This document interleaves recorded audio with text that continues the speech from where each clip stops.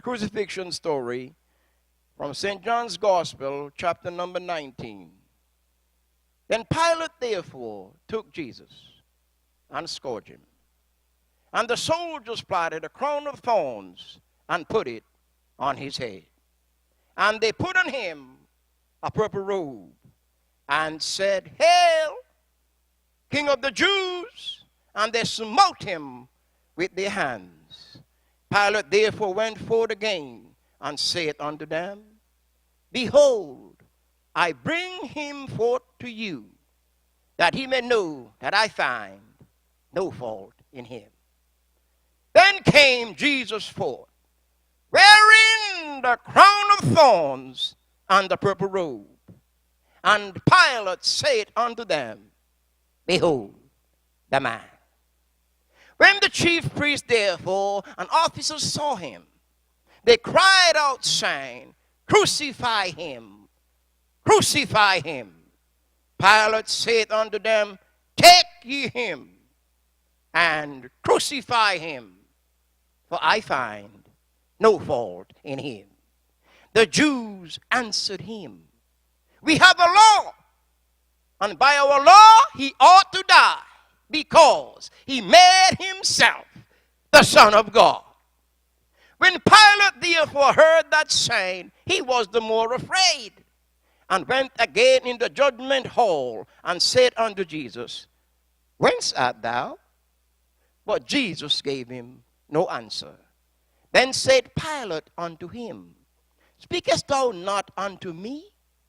Knowest thou not that I have power to crucify thee, and have power to release thee? Jesus answered, Thou couldst have no power at all against me, except it were given thee from above.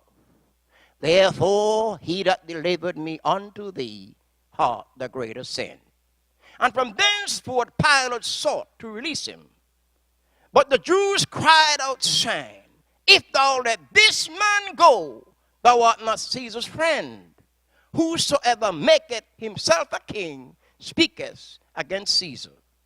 When Pilate therefore heard that saying, he brought Jesus forth, and sat down in the judgment seat in a place that is called the pavement, but in the Hebrew, Gabbatha. And it was the preparation of the Passover, and about the 6th hour. And he said unto the Jews, Behold your king.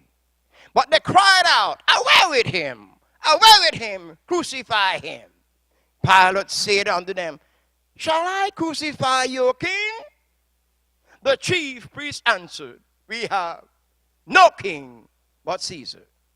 Then delivered he him therefore unto them to be crucified. And they took Jesus and led him away. And he, bearing his cross, went forth into a place called the place of a skull, which is called in the Hebrew Golgotha, where they crucified him and two others with him, on either side one, and Jesus in the midst. And Pilate wrote a title and put it on the cross. And the writing was, Jesus of Nazareth, the King of the Jews. This title then read, Many of the Jews. For the place where he was crucified was nigh to the city. And it was written in Hebrew and Greek and Latin. Then said the chief priests of the Jews to Pilate, Write not the King of the Jews, but that he said, I am King of the Jews.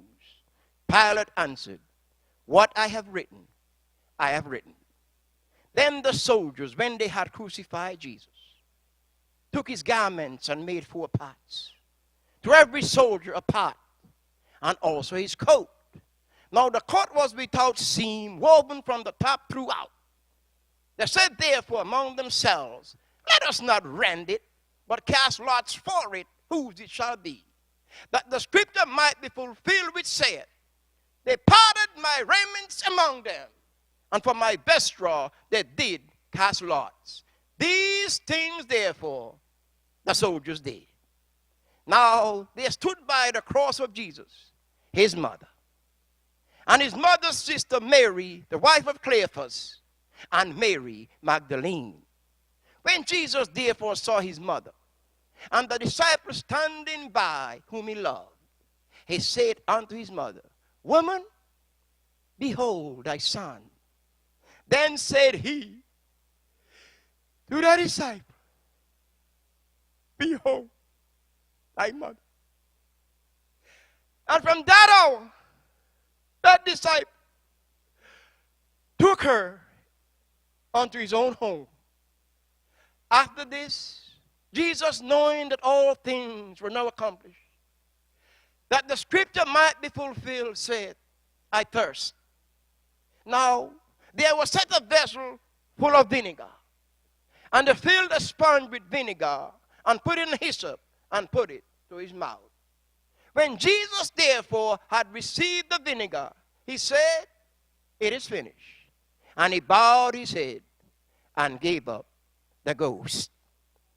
The Jews, therefore, because it was the preparation that the body should not remain on the cross on the Sabbath day, for that the Sabbath day was an high day, besought Pilate that their legs might be broken and that they might be taken away. Then came the soldiers and brake the legs of the first and of the other which was crucified with him. But when they came to Jesus and saw that he was dead already, they brake not his legs. But one of the soldiers with a spear pierced his side, and forthwith came there out blood and water.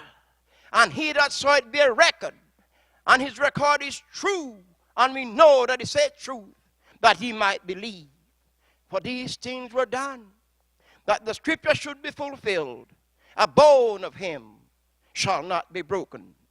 Again, another scripture said, they shall look upon him whom they pierced. And after this, Joseph of Arimathea, being a disciple of Jesus, but secretly for fear of the Jews, besought Pilate that he might take away the body of Jesus. And Pilate gave him leave. He came therefore and took the body of Jesus. And there came also Nicodemus, which at the first came to Jesus by night, and brought a mixture of myrrh and aloe, about 100 pound weight. Then took they the body of Jesus, and wound it in linen clothes with the spices, as the manner of the Jews is to bury. Now in the place where he was crucified, there was a garden, and in the garden a new sepulchre, wherein was never man yet laid. There laid they Jesus therefore, because of the Jews' preparation day, for the sepulchre was nigh at hand. Thank you. May God bless the Pentecost, the resurrection story